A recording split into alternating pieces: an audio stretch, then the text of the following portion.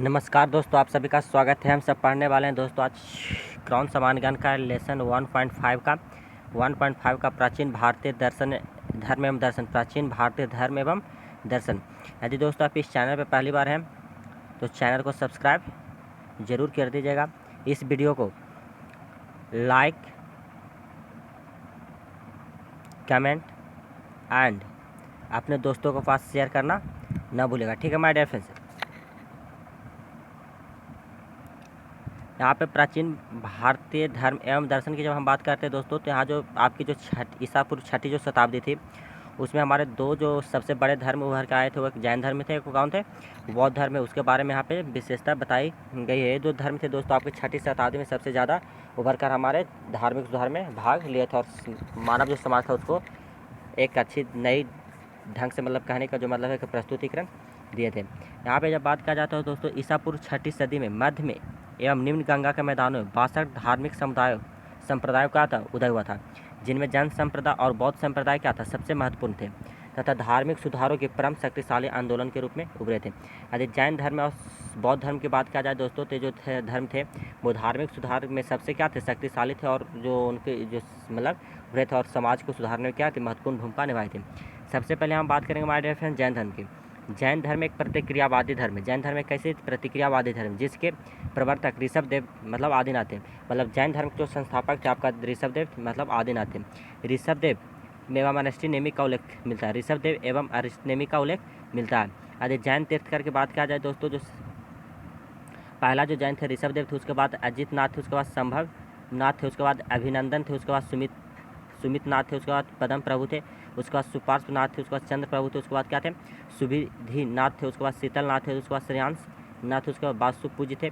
और उसके बाद बात किया जाए दोस्तों, तब विमल नाथ थे, अनंत नाथ थे, धर्मनाथ थे, शांतिनाथ थे, कुंथुनाथ थे, अरनाथ थे, मल्लीनाथ थे, मुनि सुब्रत नाथ थे, नेमीनाथ थे, अरिष्टि नेमी थे, परशुनाथ थे। महावीर जो है दोस्तों आपका 24वें थे। सबसे अंतिम जैन धर्म के सबसे अंतिम तीर्थकर आपके हुए महावीर हुए, ठीक है। यहाँ पे बात किया जाता है तो जैन धर्म की शब्द की उत्पत्ति जो जिन शब्द से है, जिसका मतलब विजेता होता है। तो जो जैन धर्म की उत्पत्ति जिन से, जिसका मतलब विजेता होता है।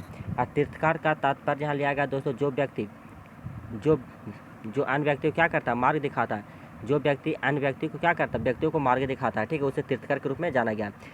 वर्धमान महावीर एवं जैन संप्रदाय के बारे में यहाँ पे बताया गया माय डियर फ्रेंड्स, ठीक है। यहाँ पे क्या करा, महावीर का जन्म 540 ईसा पूर्व में कुंडल ग्राम वैशाली के पास हुआ था, ठीक है। महावीर का जो जन्म 540 ईसा पूर्व में कुंडल ग्राम वैशाली के पास हुआ था। महावीर के बचपन का नाम वर्धमान था। वे ज्ञातक क्षत्रिय वंश से संबंधित थे। ये बार बार पूछी जाती है दोस्तों कि महावीर के बचपन का नाम क्या था, वर्धमान था। उनके पिता का नाम सिद्धार्थ, माता का नाम त्रिशला तथा शासक चेतक की बहन थी। माता जो थी लिच्छवी शासक चेतक की क्या थी, बहन थी। पत्नी यशोदा थी तथा पुत्री की यदि बात किया जाए तो प्रियदर्शनी थी। प्रियदर्शनी का विवाह जमाली से हुआ था। प्रियदर्शनी का विवाह जमाली से हुआ था, ठीक है। यहाँ पे आगे बात करते हैं, हमारे महावीर ने 30 वर्ष की अवस्था में अपने बड़े भाई नंदी वर्धन से आज्ञा लेकर गृह त्याग दिया। 12 वर्ष की कठोर तपस्या के बाद 42 वर्ष की आयु में उन्हें जिरिम्बिक ग्राम के पास क्या होता है, जिरिम्बिक ग्राम के पास रिजुकालखा नदी के तट पर साल वृक्ष के नीचे केवल ज्ञान मतलब ज्ञान की क्या उन्हें प्राप्ति हुई। इसके बाद जिन या विजेता कहलाए। जब ज्ञान की प्राप्ति हो गई महावीर को, तो वो क्या कहलाए, जिन या विजेता कला। महावीर से पहले कुल 23 तीर्थकर हुए थे। महावीर से भी एग्जाम में पूछा जाती है महावीर से पहले कुल कितने तीर्थकर थे, तो आपका आंसर हो जाएगा 23 तीर्थकर। महावीर सहित यदि पूछा जाए तो आपका 24 तीर्थकर, अर्थात महावीर जैन धर्म के कुल 24 तीर्थकर थे। महावीर के अन्य नाम, यदि महावीर के अन्य नाम की बात किया जाए तो जिन, अहरत, निग्रंथ, केवलिन, नाथ पुत भी थे, ठीक है, नाथ पुत भी थे, ठीक है। महावीर का निधन महावीर के यदि निधन की बात किया जाए तो 72 वर्ष की आयु में 468 ईसा पूर्व राजगृह के समीप मल्लल के शासक शस्त्रपाल के महल में था, ठीक है। महावीर का जो निधन होता है 72 वर्ष की आयु में। आज ये पूछा जाता है दोस्तों कि महावीर का निधन कब हुआ, तो 468 ईसा पूर्व में मल्लल के शासक शस्त्रपाल के महल में था। जैन धर्म के जो सिद्धांत है दोस्तों 5 है, ठीक है। जैन धर्म के सिद्धांत की यदि बात किया जाए तो 5 महाव्रत लिया गया, ठीक है। जैन धर्म के 5 व्रत हैं। पहला अहिंसा मतलब हिंसा नहीं करना, दूसरा अमृत झूठ न बोलना, तीसरा असत्य चोरी न करना, अपरिग्रह मतलब संपत्ति अर्जित न करना, ब्रह्मचर्य इंद्रिय निग्रह करना अर्थात ब्रह्मचर्य का पालन करने। जैन धर्म के क्या 5 लिए गए। जो जैन धर्म अपनाते हैं, जो जैन धर्म के साधु बनते हैं, संत बनते हैं, उन्हें ये धर्म को क्या होती है, पालन करना पड़ता था। यदि बात यहाँ पे किया जाए तो पहले 4 महाव्रत का प्रतिपादन पार्श्वनाथ 23वें तीर्थकर ने किया। 5वां महाव्रत महावीर द्वारा जोड़ा गया। आपका आगे है अनुव्रत। गृहस्थ जीवन में रहने वाले जैनियों के लिए महाव्रत में कठोरता क्या थी, कम थी, इसलिए उन्हें अनुव्रत कहा जाता है। मतलब कुछ ऐसे भी लोग जो होते थे दोस्तों जो पारिवारिक जीवन में जीते थे उन्हें ठीक ना, उनके लिए अनुव्रत का उन्हें क्या कहा जाता, अनुव्रत कहा जाता। उन्हें जो कठोरता, जो नियम की जो पालन करनी थी वो क्या थी, कम करनी थी। ठीक है, उनके नियम उतनी पालन नहीं करने पड़ते थे जितने क्या होते संत महात्माओं अपने नियम को पालन करते थे। यहाँ पे बात किया जा रहा है त्रिरत्न का। किसकी बात किया जा रहा है, त्रिरत्न का बात किया। जैन धर्म में 3 त्रिरत्न थे जिनके द्वारा मोक्ष प्राप्त किया जा सकता है, जिनके द्वारा क्या किया जा सकता है, मोक्ष प्राप्त किया जा सकता है। पहला जो है आपका सम्यक ज्ञान, दूसरा सम्यक ज्ञान, दूसरा सम्यक ध्यान और सम्यक आचरण। ठीक है, और उसके बाद क्या दिया गया दोस्तों, स्यादवाद। स्यादवाद जैन धर्म के अनुसार 7 नए आंशिक ज्ञान होते हैं जिन्हें स्यादवाद कहते हैं। इसे अनेकांतवाद सप्तभंगी भी कहा जाता है। ठीक है, इसके बाद है सलेखना। निराहार एवं निर्जल, निराहार एवं निर्जल रहकर प्राण त्याग सलेखना कहलाता है। चंद्रगुप्त मौर्य ने इसी पद्धति से क्या किया था, प्राण त्यागे थे। देवताओं का अस्तित्व, जैन धर्म ने देवताओं का अस्तित्व को स्वीकारा तो परंतु उनका स्थान जीन से नीचे रखा गया। जैन धर्म के लोगों ने क्या किया, देवताओं को अस्तित्व को स्वीकार, देवता तो माना जरूर, लेकिन उन्होंने जो जीन है, जो विजेता है, उनसे क्या रखा, उन्हें भी उनसे नीचे रखा। ठीक है, अब बात करते हैं वर्ण व्यवस्था। महावीर के अनुसार पूर्व जन्म में अर्जित पुण्य या पाप के अनुसार किसी का जन्म उच्च या निम्न कुल में होता है। यदि जैन धर्म की यदि बात किया जाए दोस्तों, और महावीर के अनुसार यदि बात किया जाए तो पूर्व जन्म की जो कमाई होती है उसके अनुसार पुण्य या पाप के अनुसार क्या होता है, उच्च या निम्न कुल में क्या लेता है, जन्म लेता है। यदि जैन धर्म के धर्म प्रचार की बात किया जाए दोस्तों, इसकी जैन धर्म की जो विस्तार की बात किया जाए तो कैवल्य मतलब ज्ञान प्राप्ति के बाद महावीर ने अपना प्रथम उपदेश राजगृह में विपुल पहाड़ी के पास दिया था। मतलब ये भी एग्जाम में पूछा जा सकता है दोस्तों कि महावीर ने अपना प्रथम उपदेश कहाँ दिया था, तो राजगीर में, और किस पहाड़ी के नीचे दिया गया था। तो आपका आंसर हो जाना चाहिए विपुचल पहाड़ी के क्या किया गया था, नीचे दिया गया था। इनका जो प्रथम जो शिष्य बने थे वो आपका जामाली बने थे। ठीक है, जो इनका क्या थे, महावीर के दामाद थे। उसके बाद बात किया जाए दोस्तों चंदना चंपा नरेश तदिवान की पुत्री महावीर की प्रथम भिक्षुणी बनी। यदि बात किया जाए तो महावीर की प्रथम भिक्षुणी कौन थी, तो चंदना थी, वह चंपा नरेश तदिवान की क्या थी, पुत्री थी। यदि महावीर में प्रधान शिष्यों की संख्या की बात किया जाए दोस्तों तो 11 वह जिन्हें गंधर कहा जाता था। ठीक है,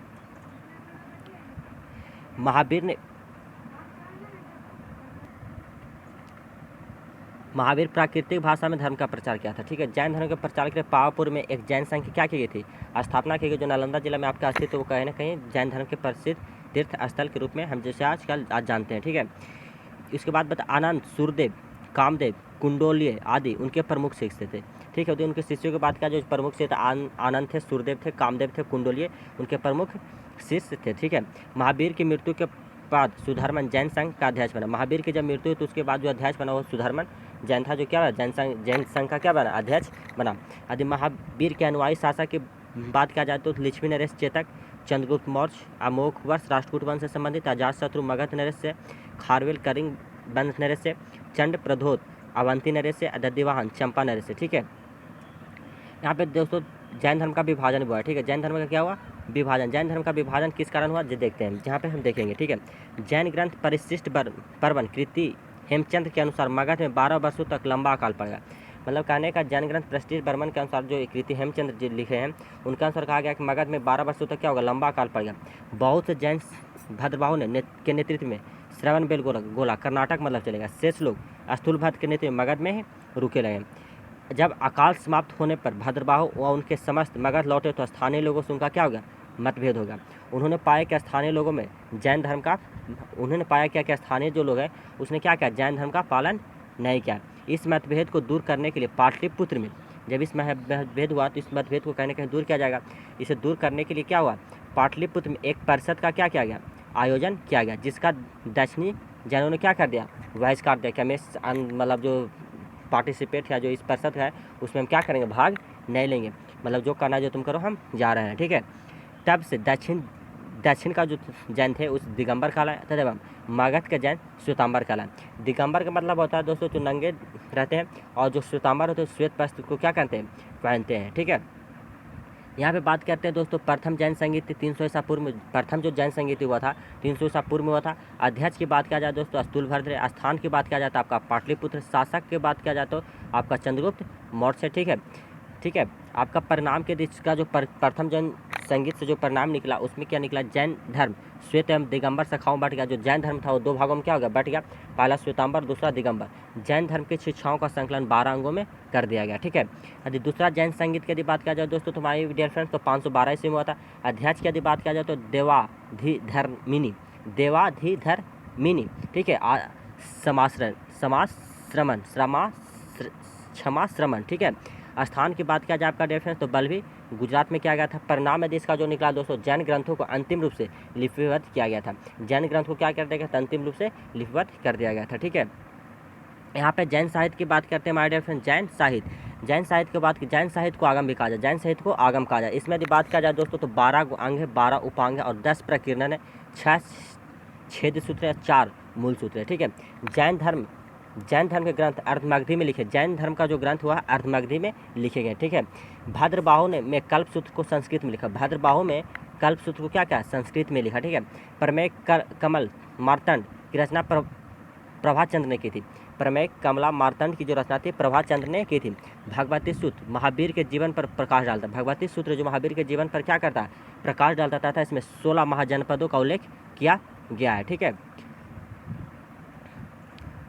जैन भिक्षुओं का 4 नियमों का उल्लेख आचारांग सूत्र में लिखित है। जो जैन भिक्षुओं के जो नियम थे जो उनके जो वर्ण किया गया है वो आचारांग सूत्र में आपको देखने को मिलती है। अब बात करते हैं दोस्तों, परिशिष्ट बर्मन की रचना हेमचंद्र सूरी ने की थी, परिशिष्ट बर्मन की रचना हेमचंद्र सूरी ने की थी। अब यहाँ पे हम बात करेंगे हमारे डियर फ्रेंड्स बौद्ध धर्म की। किसकी बात करेंगे, बौद्ध धर्म की। बौद्ध धर्म की यदि बात किया जाए दोस्तों तो यहाँ पे बौद्ध धर्म का संस्थापक जो थे आपका बुद्ध थे, बौद्ध धर्म के संस्थापक बुद्ध थे। और उनका जो जन्म, बुद्ध का जो जन्म हुआ दोस्तों 563 ईसा पूर्व में कपिलवस्तु पिपरावा के निकट नेपाल के तराई में अवस्थित लुम्बिनी रुम्निदेही में हुआ था।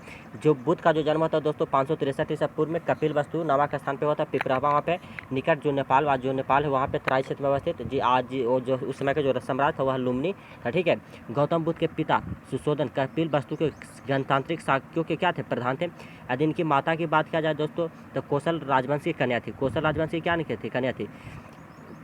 शीघ्र ही इनकी माता क्या हो गया था दोस्तों, देहांत होगा, जिसके कारण उसकी माँ उनका जो पालन पोषण क्या प्रजापति गौतमी ने क्या किया, उनकी जो मौसी थी प्रजापति गौतमी ने उनके क्या किया था, लालन पालन क्या था, उनको मतलब एक बच्चा से छोटा से उन्हें बड़ा किया था। ठीक है, उनकी पत्नी का जो नाम था अशोधरा था, पुत्र का नाम था राहुल था। ठीक है, पत्नी के नाम महात्मा बुद्ध के पत्नी के नाम था अशोधरा और पुत्र का नाम राहुल था।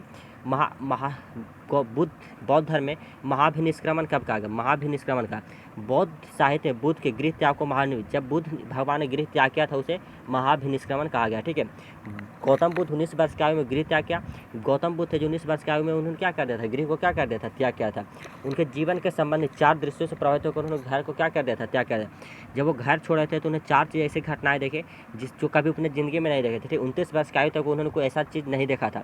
जब उन्होंने देखे तो उसके बाद देखने के बाद उन्होंने कहा कि अब मुझे क्या करना, गृह त्याग कर देना। ठीक है, तो पहला जो चीज़ देखे थे वृद्ध व्यक्ति, वह सबसे पहले जो देखे थे वृद्ध व्यक्ति देखे थे। ठीक है, उसके बाद देखे थे रोगी को देखना, मतलब एक रोगी पेशेंट जा रहा था उसको देख ली, फिर देखा मृतक को देखना उसको देख ली, उसके बाद सन्यासी को देखना।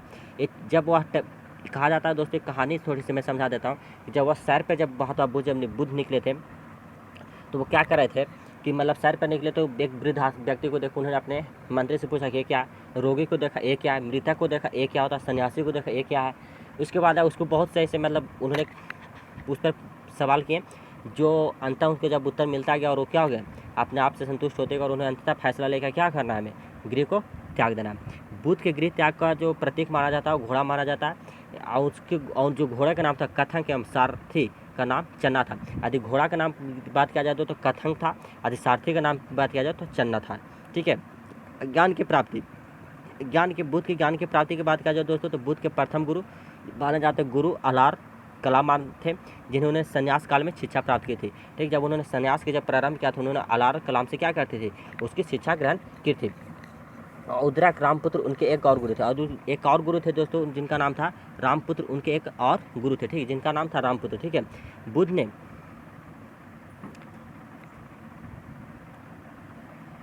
ने उरुवेला बोधगया में निरंजना नदी के तट पर कठोर तपस्या के तथा सुजाता नामक लड़की के हाथों से खीर खाकर उपवास को क्या कर दिया, तोड़ दिया था। ठीक है, 35 वर्ष की आयु में वैशाख पूर्णिमा के दिन बोध गया में एक पीपल वृक्ष के नीचे उन्होंने ज्ञान प्राप्त की।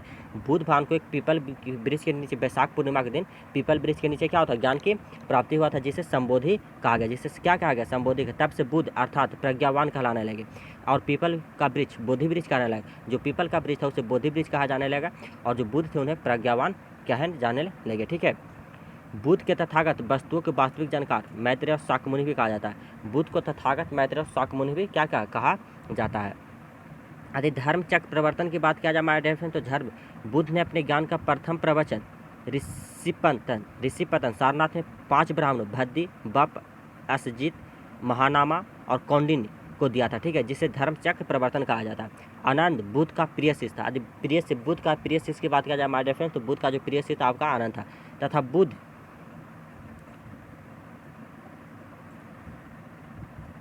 आनंद को संबोधित करके अपने उपदेश देते थे। जब वह उपदेश देते थे तो सब जो संबोधन में जो उनका होता था, आनंद को क्या करते थे, संबोधित करते थे। आनंद के कहने पर ही बुध ने बौद्ध स्त्रियों को क्या किया, बौद्ध धर्म संघ में प्रवेश की अनुमति दी। प्रजापति गौतमी बुद्ध की विमाता को सर्वप्रथम बौद्ध संघ में प्रवेश किया गया। यदि बौद्ध धर्म में सर्वप्रथम किसे अनुमति मतलब संघ में शामिल किया गया, तो उनका जो नाम है तो प्रजापति महाप्रजापति क्या थे, गौतमी जी, जो क्या बौद्ध बुद्ध भगवान की मौसी थे। बुद्ध से संबंधित कुछ महत्वपूर्ण घटनाएं उनका प्रतीक दिया गया थे। बुद्ध से संबंधित कुछ महत्वपूर्ण घटनाओं का प्रतीक दिया। हाथी का है माता गर्भ में, जब हाथी है जो देखा गया तो माता गर्भ में कमल के जो प्रतीक माना जाता है बुद्ध का जन्म हुआ है। और घोड़ा का प्रतीक जो माना जाता है गृह का त्याग, और बोधि वृक्ष के बाद जो प्रतीक माना जाता है ज्ञान की प्राप्ति। धर्मचक्र प्रथम उपदेश, भूमि स्पर्श, इंद्रियों पर विजय, 1 करोड़ सोना महानिर्वाण कहा गया है। ठीक है, महानिर्वाण की बात किया जाता है दोस्तों यहाँ पे। गौतम बुद्ध 80 वर्ष की उम्र 483 ईसा पूर्व में चून नामक एक कर्मकार के हाथों शुकर खाने के उपरांत कुशीनारा जिसे कहा जाता है स्वर्गवासी हुए। इस घटना को महापरिनिर्वाण कहा गया। बुद्ध की मृत्यु के बाद उनके अवशेषों को 8 भागों में बांटकर 8 स्तूपों का क्या गया, निर्माण किया गया। यदि बुद्ध के शिष्य की बात किया जाए माय डिफरेंस, तो आनंद, उपाली, सारिपुत्र, जीवक, अजातशत्रु, मगध नरेश थे। अशोक, देवदत्त, घोषाला, महाप्रजापति गौतमी, बिंबिसार की पत्नी क्षेमा, सुनंदा, यशोधरा, प्रसेंजित, कौशल नरेश की। ठीक है, बुद्ध का भ्रमण के यदि माय डियर फ्रेंड्स बात किया जाए, तो बुद्ध ने लगातार भ्रमण कर केवल वर्षा ऋतु को छोड़कर 40 साल तक उपदेश दिए। ठीक है, उन्होंने सर्वाधिक उपदेश कौशल प्रदेश की राजधानी श्रावस्ती में दिए। ये भी पूछा जाता है दोस्तों कि बुद्ध ने सर्वाधिक उपदेश कहाँ दिए, तो कौशल प्रदेश की राजधानी श्रावस्ती में उन्होंने सर्वाधिक उपदेश दिए थे। ठीक है, बुद्ध धर्म के सिद्धांत, बुद्ध धर्म के सिद्धांत के जो जो बौद्ध धर्म के अपनाना चाहते थे उसके लिए कुछ सिद्धांत थे दोस्तों, जो अपने अनुयायियों के लिए बनाया गया था, जो ठीक है जो उनके अनुयायियों के लिए बनाया गया था। ठीक है, बुद्ध ने अपने अनुयायियों के लिए आचार नियम निर्धारित किए थे, जिस प्रकार है आर्य सत्य। बुद्ध ने सांसारिक दुखों के संबंध में 4 सत्यों को उपदेश दिया था। दुख समुच्चय, दुख निरोध, दुख निरोधगामिनी प्रतिपाद। ठीक है, अष्टांगिक मार्ग की बात किया जाए, बुद्ध ने दुख की निवृत्ति के लिए अष्टांगिक मार्ग अष्टविधि साधन बताया था। ये 8 साधन है, जिससे ये 8 साधन करने से क्या हो सकता है कि आपको दुख से निवारण मिल सकता है, मतलब दुख से आराम मिल सकती है। पहला जो थे सम्यक दृष्टि, दूसरा जो सम्यक संकल्प है, तीसरा सम्यक वाक्य है, सम्यक क्रमांत है, सम्यक आजीव है, सम्यक व्यायाम है, सम्यक स्मृति और सम्यक समाधि है। ठीक है, निर्वाण की यदि बात किया जाए माय डियर फ्रेंड्स, निर्वाण। ठीक है, यहाँ पे बात किया जा रहा है दोस्तों निर्वाण। बौद्ध के अनुसार यदि कोई व्यक्ति इन 8 मार्गों का अनुसरण करे तो अपना निर्वाण प्राप्त कर सकता है, मतलब वो अपने दुखों से छुटकारा हो सकता है। निर्वाण बौद्ध धर्म का परम लक्ष्य है, जिसका अर्थ दीपक का बुझना अर्थात जीवन मरण चक्र से मुक्त हो जाना है। मतलब कि जब जो दीपक का बुझना अर्थात मरण चक्र का बुझ जाना, मतलब वो अपने मतलब जिंदा भी रहते हुए क्या है, उसे कोई किसी प्रकार का टेंशन है कि मैं ये काम करूँ ना करूँ, इसे मतलब किसी प्रकार को उसे कोई सोच विचार नहीं है, सिर्फ जो है उसी में वह क्या रहता है, खुश रहता है। ठीक है, यहाँ पे सारांश दिया गया है दोस्तों बौद्ध संगीतिया के लेकर, जिसे आप अच्छी तरह से देख लेंगे। प्रथम बौद्ध संगीति की बात किया जाए दोस्तों, जो राजगिरी में हुआ था 483 ईसा पूर्व में। यदि अध्यक्ष की बात किया जाए तो महाकाश्यप थे। यदि शासन काल की बात किया जाए तो अजातशत्रु थे। तृतीय बौद्ध संगीत हुआ था जो वैशाली में हुआ था 383 ईसा पूर्व में, साव कमीर के समय हुआ था, और उस समय के जो शासक थे काला शोक थे। तृतीय बौद्ध संगीति की बात किया जाए दोस्तों तो आपका पाटलिपुत्र में हुआ था 251 ईसा पूर्व में। मोगली पुत्र तिस्सस उसके क्या थे, अध्यक्ष थे, और अशोक क्या थे, उस समय के राजा शासन थे। ठीक है, चतुर्थ बौद्ध संगीति की बात किया माय डियर फ्रेंड्स तो कुंडलवन में हुआ था ईस्वी की प्रथम शताब्दी में। वसुमित्र इसके क्या थे, अध्यक्ष थे, और कनिष्क के शासनकाल में ये किया गया था। ठीक है। प्रथम बौद्ध संगीति में विनय पिटक उपाली के नेतृत्व में एवं सुत पिटक आनंद के नेतृत्व में लिखे गए थे। ठीक है। द्वितीय बौद्ध संगीत में कुछ भिक्षुओं ने संघ से अलग होकर महासंघिक नामक संप्रदाय बनाया, अन्य थेरावादीन कहलाए, और जो अन्य थे वो क्या कहलाए, थेरावादीन कहलाए। तृतीय बौद्ध संगीत में मोगली पुत्र तीस ने अभिधम पिटक का क्या क्या संकलन किया। चतुर्थ बौद्ध संगीत में बौद्ध धर्म के हीनयान एवं महायान संप्रदाय में बढ़ गया। जब चतुर्थ बौद्ध संगीत था और उस समय जो बौद्ध धर्म था वह हीनयान और महायान संप्रदाय में क्या होगा, बौद्ध बट गया। यदि बौद्ध साहित्य की बात किया जाए हमारे डियर फ्रेंड्स, तो बौद्ध धर्म में सबसे प्राचीन ग्रंथ त्रिपिटक है, अर्थात विनय पिटक, सुत पिटक, अभिधम पिटक। ये तीन क्या है, महत्वपूर्ण है। विनय पिटक बौद्ध धर्म के नियमों को वर्णन विनय पिटक में। सुत पिटक धार्मिक विचारों एवं वचनों का संग्रह है जो हुआ है, उसमें वह सुत पिटक में किया गया। अभिधम पिटक की बात करें तो बौद्ध दर्शन का वर्णन किया गया। जो बौद्ध दर्शन का वर्णन हुआ क्या किसमें, अभिधम पिटक में। इनके समय में 16 जनपदों का वर्णन अंगुत्तर निकाय में, 16 जनपदों की बात किया जो वर्णन किया गया वह अंगुत्तर निकाय में किया गया है।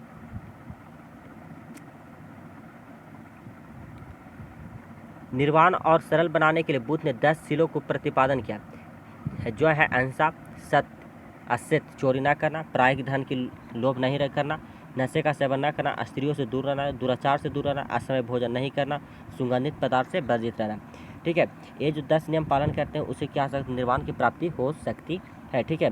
त्रिरत्न, बुद्ध धर्म में 3 रत्न है, बुद्ध, धम्म एवं संघ। बुद्ध धर्म में 3 रत्न है, एक बुद्ध, धम्म और संघ।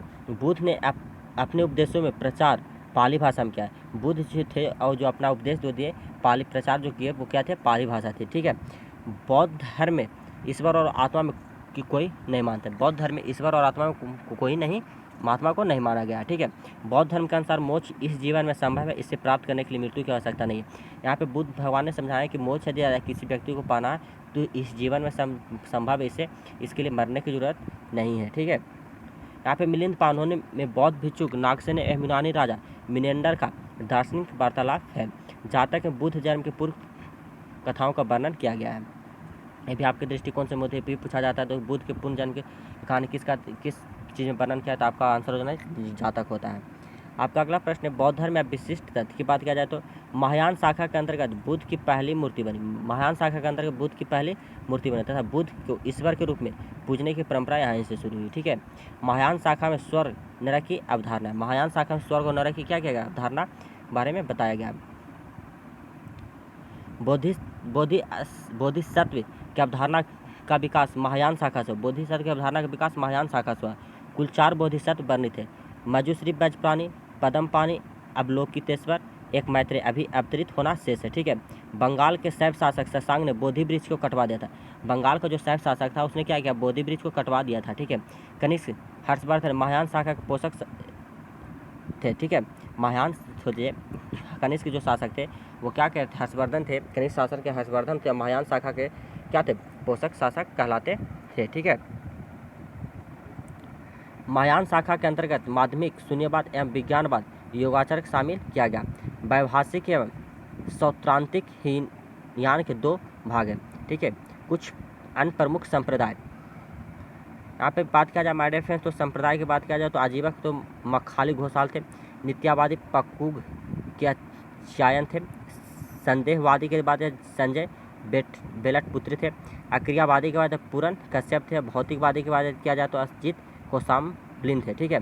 वैष्णव धर्म यहाँ पे बात किया जाए दोस्तों, वैष्णव धर्म मतलब भागवत धर्म की बात, जिसे विष्णु भी कह सकते हैं, विष्णु धर्म को ही भागवत धर्म कहा जाता है। ठीक है। वैष्णव धर्म का केंद्र बिंदु भागवत या विष्णु की पूजा है। महाभारत में विष्णु ही कृष्ण वासुदेव कहलाए। कृष्ण वृष्ण कबीले से संबंधित है। कृष्ण वृष्ण कबीले से क्या थे, संबंधित है। भागवत संप्रदाय के प्रमुख तत्व हैं भक्ति एवं अहिंसा। भागवत संप्रदाय के प्रमुख भक्ति एवं अहिंसा। भक्ति का अर्थ प्रेम, निष्ठा, निवेदन एवं अहिंसा का अर्थ किसी जीव की वध न करना। ठीक है। वैष्णव संप्रदाय में अवतारवाद का उपदेश दिया और इतिहास को विष्णु के 10 अवतारों के चक्र में प्रतिपादित किया गया। विष्णु के 10 अवतार हैं मत्स्य, कुर्रू, बराह, नरसिंह, वामन, परशुराम, राम, बलराम, बुद्ध एवं कलिक। ठीक है। अगला चैप्टर जो आपका होगा माय डियर फ्रेंड्स, तो आपका महाजनपद होगा। यह वीडियो आप सभी को पसंद आ रहा है दोस्तों तो इस वीडियो को लाइक कमेंट एंड शेयर जरूर कीजिएगा। चैनल पे पहली बार हमारे डियर फ्रेंड्स, तो चैनल को सब्सक्राइब जरूर कर दीजिएगा और अपने दोस्तों के पास शेयर करना ना भूलें दोस्तों, ठीक है, शेयर और लाइक करना भी ना भूलें। यदि बात किया जाता है हमारे डियर फ्रेंड्स, तो यहाँ पे क्या है आपका कृष्ण का उल्लेख सर्वप्रथम छांदोग्य उपनिषद में मिलता है। कृष्ण का जो सर्वप्रथम उल्लेख है दोस्तों आपको छांदोग्य उपनिषद में किया गया। यह धर्म परम उदार था, इसलिए इसने विदेशियों को अपनी ओर क्या किया, आकर्षित किया है। वैष्णव धर्म का सर्वाधिक विकास गुप्त काल में, वैष्णव धर्म का जो सर्वाधिक विकास हुआ वह किसके गुप्त काल में हुआ, ठीक है।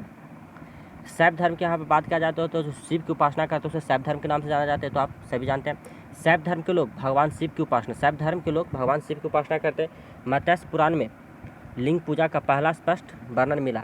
एग्जाम के दृष्टिकोण से महत्वपूर्ण हो जाए, लिंग पूजा का पहला स्पष्ट वर्णन कहाँ मिला, तो आपका आंसर हो जाएगा मत्स्य पुराण में। इस धर्म के विकास की प्रक्रिया में कुछ संप्रदाय पशुपति, कपालिक, कालामुख, लिंगायत आदि का विकास हुआ। इसका वर्णन वामन पुराण में मिलता है। कपालिक संप्रदाय के इष्ट देव भैरव थे। कपालिक जो संप्रदाय थे उसका जो संप्रदाय थे उसका क्या थे, इष्ट देव भैरव थे, ठीक है।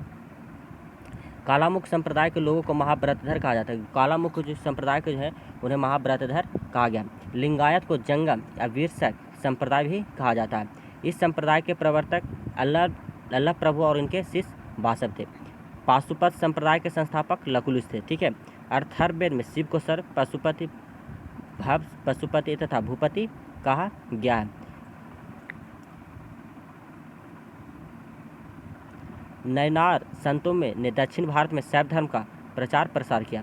नाथ संप्रदाय, इसकी स्थापना मत्स्येंद्र नाथ ने की थी। इसके प्रमुख प्रचारक बाबा गोरखनाथ थे। तो चलिए दोस्तों, आपका जो धर्म से संबंधित प्रश्न था आपका खत्म हो गया और एक नए वीडियो के साथ आप सभी से में मुलाकात होगी। यदि वीडियो आप सभी को पसंद आया है दोस्तों तो वीडियो को लाइक, कमेंट एंड शेयर जरूर करें अपने दोस्तों के पास। और आपका जो अगला चैप्टर होगा माय डियर फ्रेंड्स आपका महाजनपद होगा। तब तक के लिए आप सभी को बेस्ट ऑफ लक।